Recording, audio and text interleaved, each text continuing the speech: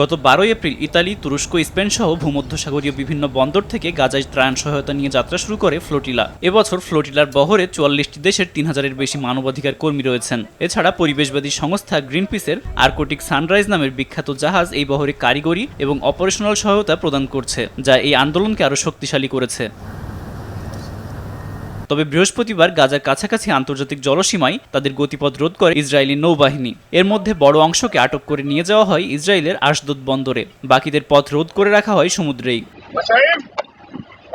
এই আটক থাকা যাত্রীদের মধ্য থেকে 18 জন তুর্কি নাগরিক সহ বিভিন্ন দেশের 59 জন আন্দোলনকর্মীকে ফেরত পাঠিয়েছে ইসরায়েল। বহরে আর্জেন্টিনা, অস্ট্রেলিয়া, বাহরাইন, ব্রাজিল, যুক্তরাজ্য এমনকি মার্কিন যুক্তরাষ্ট্রের নাগরিকও রয়েছে। তারা শুক্রবার রাতে অবতরণ করে ইস্তাম্বুলের বিমানবন্দরে। অবতরণের পর তারা কঠোর প্রতিবাদ জানায় গাজায় প্রবেশ করতে না দেওয়ার।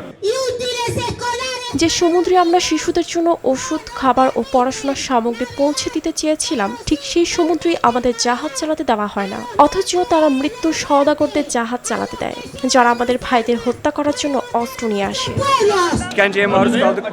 গতকাল সকাল পর্যন্ত আমাদেরকে কন্টেইনারে গাদাগাদি করে রাখা হয়েছিল, আমাদের উপর নির্যাতন চালানো হয়েছিল, আমাদের কিছু কমরেড আরও অনেক বেশি সহিংসতার শিকার হয়েছিলেন।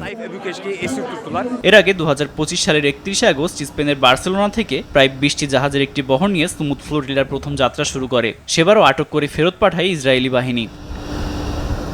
আব্দুল মালেক, RTV।